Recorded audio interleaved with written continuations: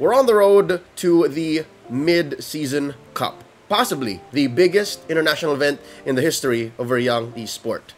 And in this video series, I'm going to be taking you guys around the world. I bet you're wondering what MLBB looks like in all these different regions showing up at this grand stage. Let's check out MLBB around the world, this time taking a stop through MPL Singapore. To help us learn about MPL SG, I invited a good friend of mine. His name is Chrisio, also known as Jays. Jays, how are we doing? You're doing great, man. Like right now, we're currently, at the time of recording, we're at week 2. It's the middle of the week, and oh boy, it's crazy in MPL Singapore right now. I hear. Real quick, tell me exactly why it's crazy. What is the MPL SG playstyle like? Because even a weekend, I bet you guys already have an identity. You have developments going on. Tell me, what does it mean to be an MPL SG team? So in MPL Singapore, we just love to clash. We just love to fight. We take fights out of, not say no reason, but of course, we do have some of the bare basics going on. For example, shove your waves before you fight and stuff like that.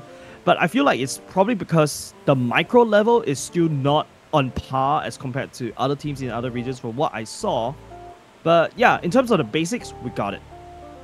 Interesting to note, the micro or the macro? Because I'm happy to hear that, you know, you got the foundations down again. Clear the wave, make sure you aren't trading down, make sure that these are fights that are worth it eventually when you add things up. But what is that one issue? Because it sounds like there is some hesitation. Because, you know, as fun as team fights do look like to call and to watch, it seems like you're looking at something to solve. Is this something that's been going on for a while, or just something that happened this season? I think it's been a while for MPL Singapore, because the only thing that I feel like we need to solve very quickly is that if we don't like just tighten up our macro, like what I said, I only have the basics, right? Not the in-depth. And we talk about the micro as well, right? If we don't tighten up these two assets, we've only got the basics, right? So we're just gonna get punished by the better teams out there, right? Because unfortunately, in MPL Singapore, since Season 3, we don't really have 2 teams being sent to the World Series, right? So we're only able to send like our best 5 all the time. And there's a reason why RSG Singapore is so permanently dominant all across MPL Singapore, because they are the only 5 that's been going to the world stage, getting this exposure, and that exposure is very efficient and very important. Talking about the best 5, you dropped the name there, RSG Singapore. Is it safe to say you feel that they might actually go ahead and represent MPLSG in the upcoming MSC 2024? Or is there another name that we should consider? What do you think? I think right now we have to consider definitely Team Flash. I'm sorry. RSG right now, the roster has been gutted. All right, there's no Diablo, no Lucian Cutie, no Oki. Right now it's just only Bray left, and they brought in Roy. You probably heard of that name before. In MPL Singapore. Now he's now known as Godzilla. Crazy names. So right now they are a very different team. However, right now the powerhouse that we're looking at is Team Flash. That's where Diablo is. That's where JPL, which you saw in M3, is. There's also Hades.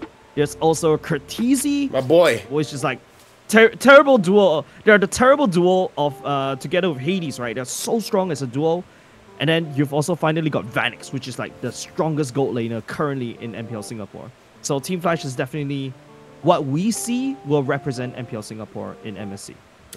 Is there like a second name that we should look out for? Because again, there was a time where in Singapore had 2 representatives in international events. Let's say there would be a close second. Who might it be? In my opinion, the second contender that's really coming up strong, like maybe following in my opinion, I'm looking at Bleed Esports, right? Because man, Bleed Esports also revamped their roster as well in MPL Singapore Season 7. This time around, they kept Gear, which you saw in M3. They had Jay, which you saw in M5.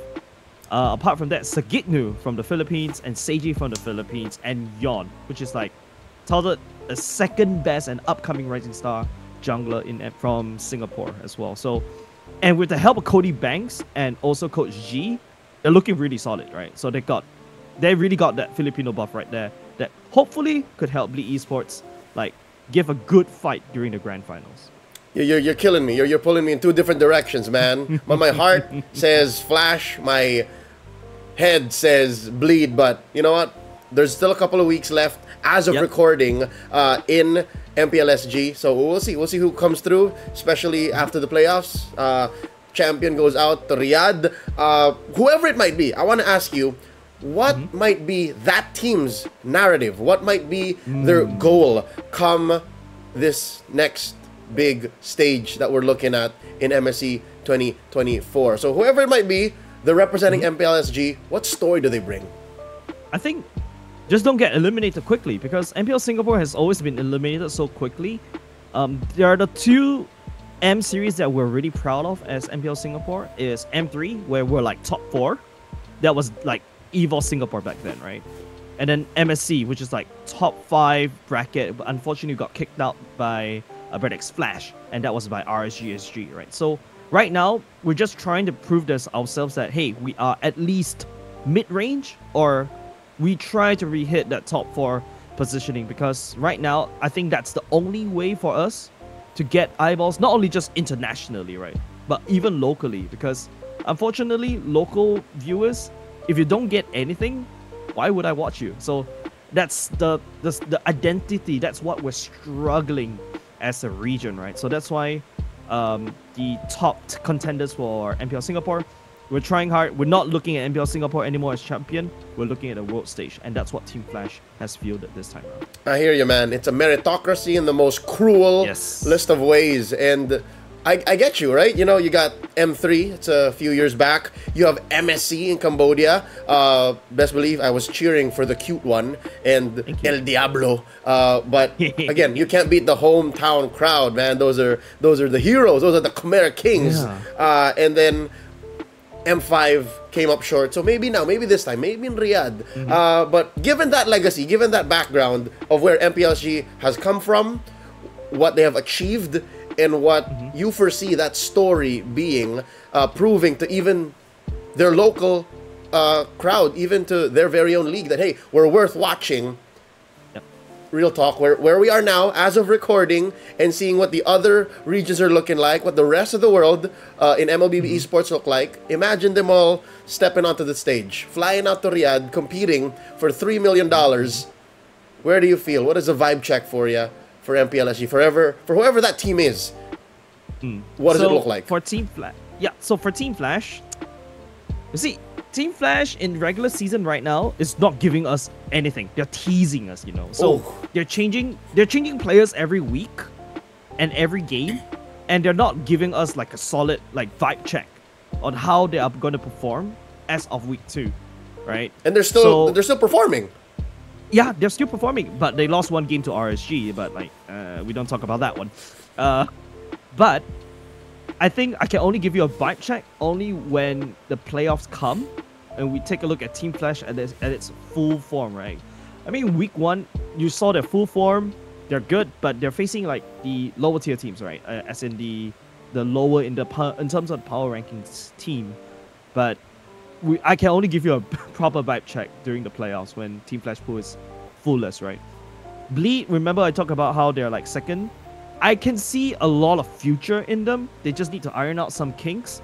But even if Bleed goes over to the world stage, I think they're going to get a little bit of stage fright, because like apart from Gear and Jay, none of them has seen world stage.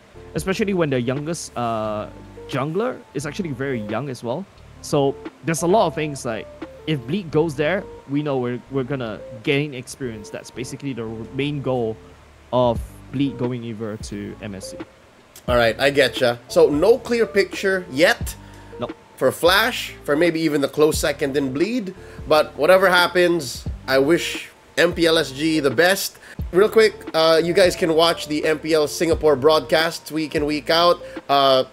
If you're watching this from the future, watch the playoffs and see how whichever team actually made it out to MSC made it there. Jays, man, thanks for taking the time. Thanks for having me, and Leo. Wait, I have this thing going on my neck? No, it just showed now as you scratched it. Oh, okay. That wasn't on the whole time. It doesn't look like a... That's not a love bite, I swear. Doesn't look like... Hey, you sound defensive, bro. That was a mosquito. I did, swear. I did not ask you about it, and you. swear. I didn't even ask where it came from, and you're like, "Oh, it's a mosquito." Don't. Why? Why are you so defensive? My girlfriend's here.